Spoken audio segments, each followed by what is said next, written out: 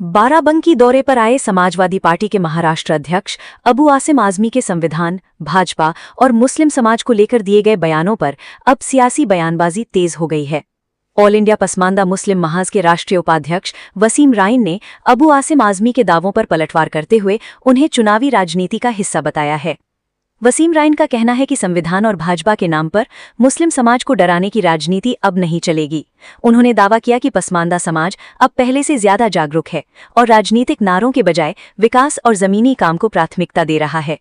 इसी मुद्दे पर पहले सुनी समाजवादी पार्टी के महाराष्ट्र अध्यक्ष अबू आसिम आजमी ने क्या कहा, उसके बाद आपको सुनवाते हैं वसीम राइन का जवाब।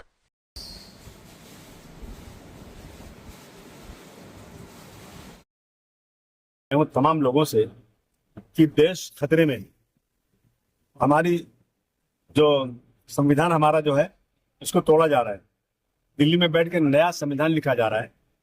देश में एक कौम मुस्लिम के लिए देश में इतना जुर्म ज्यादती है कि लगता है मुसलमान होना जुर्म हो गया है। मैं आह्वान करने आया हूं लोगों से, सिर्फ मुसलमानों से नहीं, तमाम लोग जो इस देश के अंदर गांधी जी को मानते हैं, जो इस देश में डॉक्टर राम मनोहर लोहिया के अनुयायी हैं, जो इस देश के संविधान को मानते हैं, इन सब से कि संविधान खतरे में है। और इस संविधान को बचाने वाला अगर कोई इस देश में है तो आज की तारीख में समाजवादी पार्टी। देखिए, अबू आसमी साहब का जो बयान है ये बिल्कुल निराधार है। उनकी बातें, देश में जो है इस वक्त मुसलमान बिल्कुल सुरक्षित है और ये संविधान का धोखा 2024 के भी चुनाव में समाजवादी पार्टी लाई थी। संविधान बदलने जा रहा है। चुनाव हो गया, कहीं कुछ नहीं बदला, लेकिन बहका के लोगों को वोट ले लिए। और यही काम, क्योंकि ये जो प्रदेश अध्यक्ष आपके आए थे, इनका भी ताल्लुक, क्योंकि अशराफ मुसलमान है, ये रौतारा बिरादरी के हैं, आजमगढ़ के रहने वाले हैं, मैं इनको भली बात जानता भी हूँ। तो इन लोगों का काम ही सिर्फ इतना है कि मुसलमानों को भड़काने का, भाजपा का डर दिखाकर अब तक वोट लेते चले आ जाए।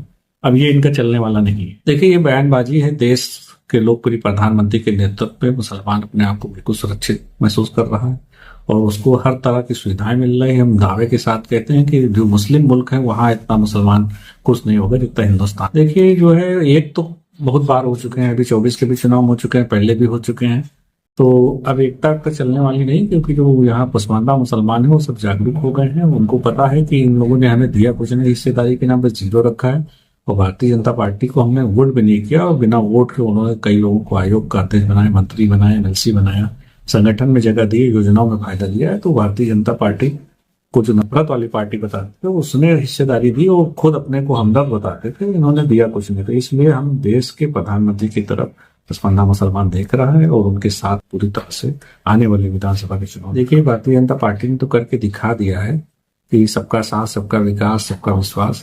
तो ये जो इन लोगों की बातें हैं सब निराधार हो गई हैं। अब जनता सब जान चुकी है। 70 सालों तक ये देश आजाद हो गया, 70-75 साल हो रहे हैं, तो इनकी बातें सिर्फ चली ही, किया कुछ नहीं। कांग्रेस चाहे हो, चाहे सपा हो, चाहे बसपा, सबको मुसलमानों ने देखा है। अब भारतीय जनता पार्टी की क्या है, देश के प्रधानमंत्री ने योजनाएं इतना फायदा पहुंचाया है।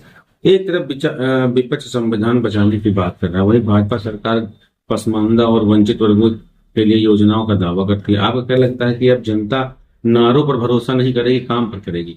बिल्कुल काम पे करेगी। कि आप दावे के साथ कहते हैं कि जितनी आवाज पसमानदा मुसलमानों को इस सरकार में मिले हैं, कभी 70 साल पिछली सरकारें बहुत सी रही, कभी इतनी आवाज नहीं मिले हैं, तमाम योजनाओं का फायदा मिला, इतना कभी नहीं मिला है।